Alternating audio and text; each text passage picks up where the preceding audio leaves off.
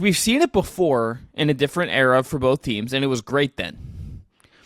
You even just tell me I get to watch Luka, like 20 possessions of Luka attacking Kawhi one-on-one. I'm there. Like, I am there, excited, eyes glued to the television.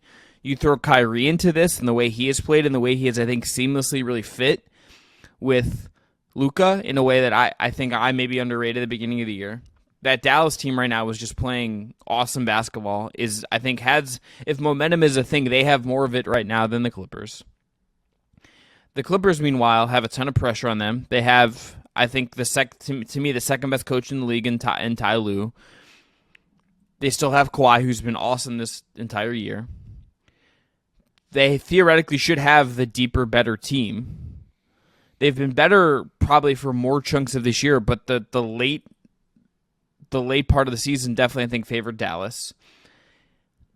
I think the series is going to be long and competitive and close. I would be shocked if one team just blew out the other one. I think this is just as close as you can get to high stakes, guaranteed competitive games, lots of stars. I think it is the closest you can get to in a first round series to being a guarantee of checking every box you would want for playoff basketball.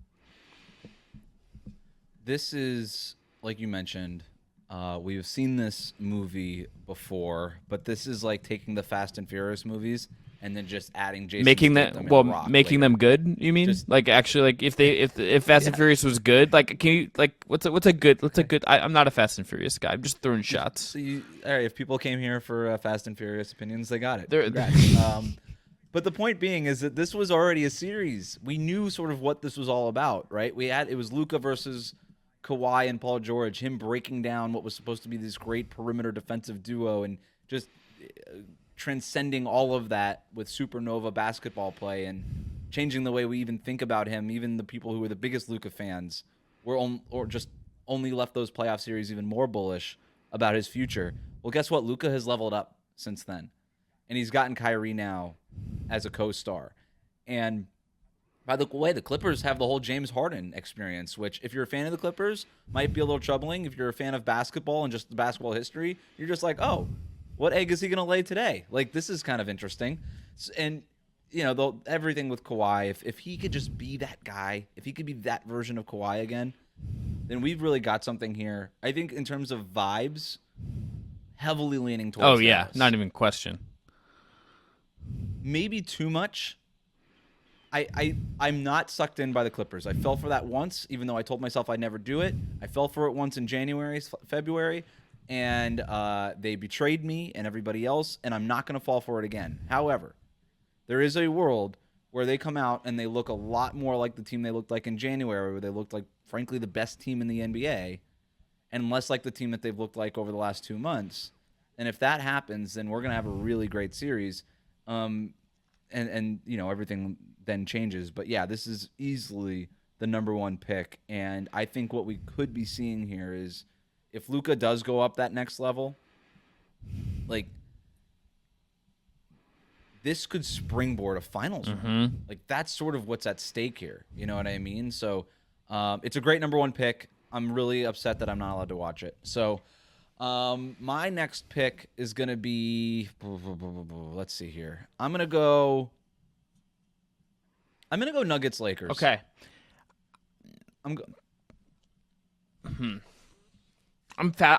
I'm intrigued this is where you went, because this is on my 2 list, and I think I would have ended up going somewhere different, but I get it, because you do have Jokic, LeBron, Anthony Davis, and Jamal Murray like that, and the matchups are awesome. The matchups are awesome. Anthony Davis did a really interesting job against Nikola Jokic in the Western Conference Finals, the most competitive sweep of all time. We all heard it. So you get all that. From an X's and O's perspective, though, I'm here for it. I think Anthony Davis is having the best defensive season of his career. Fascinated to just see him try against Nikola Jokic. LeBron James, playoffs.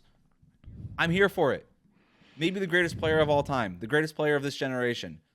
Give it to me in a playoff setting. It was fun last year. It's always fun.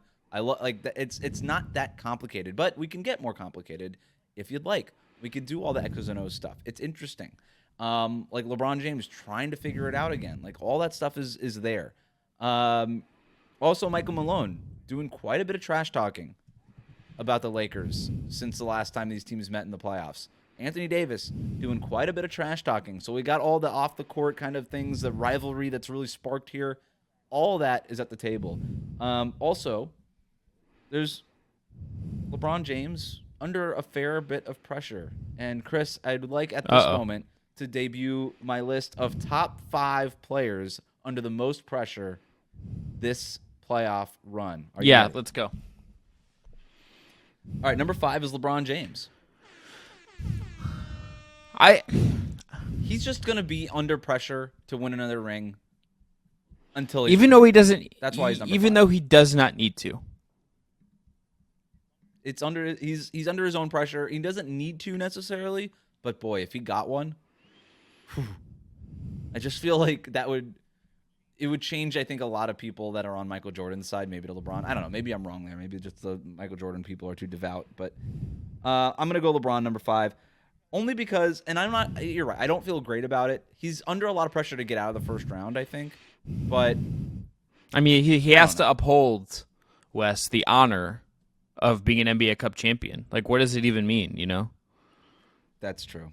He does have that, so maybe he's under. No. I mean, no. I'm saying more pressure because, like, what does the NBA Cup? What does it even mean? Like, if you won it and then you get bounced in the playoffs. Well, if you lose in the first round, then LeBron gets to walk away. He's like, "Well, I have the NBA Cup and they don't," and then he gets to put slap some. That's right. On Yeah, that that's trophy. right. All right, the 5th one was hard. I feel really good about the top 4, so let's get into it.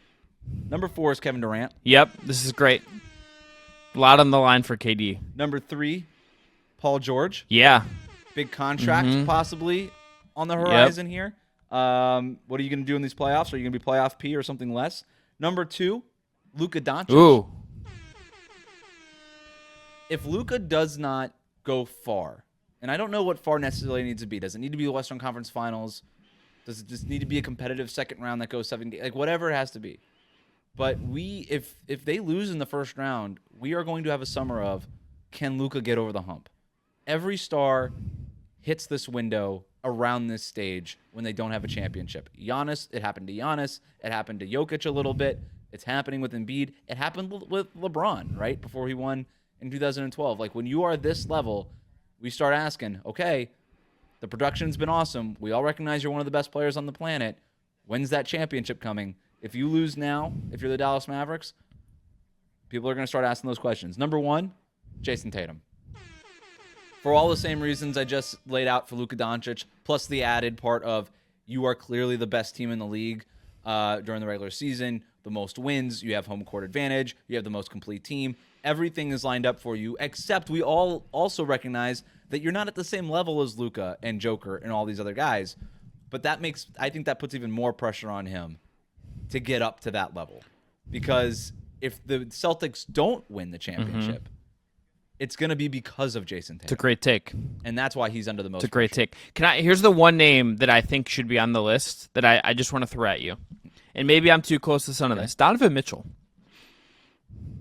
Thought about it, but it feels like he's already made his decision. So, but I think if he has another bad first round series against an opponent that defends him a certain way, are we not going to think of him a little bit differently than what he is? Brendan already is. Brendan, if you listen to this, get this far, text us and let us know. Brendan is the captain of the Donovan Mitchell hater yacht.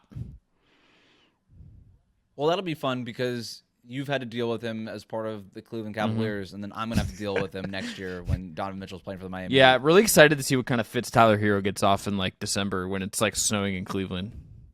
Oh, he's looking forward to that. Have you seen the rabbit hat that he's Yeah, wearing? except he could also Except then he can go to a yacht after the game. There's not exactly a yacht you can go. You can go to the Good Time on the lake in the middle of winter if you want, I guess. But which lake is it? Is it Erie? My guy, Wes, knowing his lakes. All right, so number 2. All right, so that's your pick. I had Nuggets Lakers. That was my pick. Where are you going? Going Wolves Suns. That's a good one. A lot of pressure on both teams. The Wolves have to win a series to justify their very existence in terms of how much money they are spending. The Suns need to win to justify the amount of money they are spending to be a professional basketball team. Neither team has really proven it in the biggest way. There's a ton of star power all over the board, including overlapping star power in Book and Ann at the shooting guard spot. Very contrasting styles in terms of how they play, in terms of their head coaches. I think the series could go a bajillion different ways. You could convince me of a lot of different things of how this is going to go. I think the chaos factor possibility in that series is there. I mean, for all we know, like this, maybe like this is the series where all clicks for the Suns. Maybe the Wolves defense is just that good and eats them up. I could be convinced of a ton here. I can't wait to see how it plays out. It's a good pick. I probably should have picked them number 2. You laid out all the reasons. The stakes for the Suns are so high, and there is a real possibility that they can lose to the Timberwolves. And I know that the Suns have had the Timberwolves number in the regular season, and that's great. It don't mean nothing for this playoff series. Yeah, you got to win these games, and I don't trust the Suns even a little bit.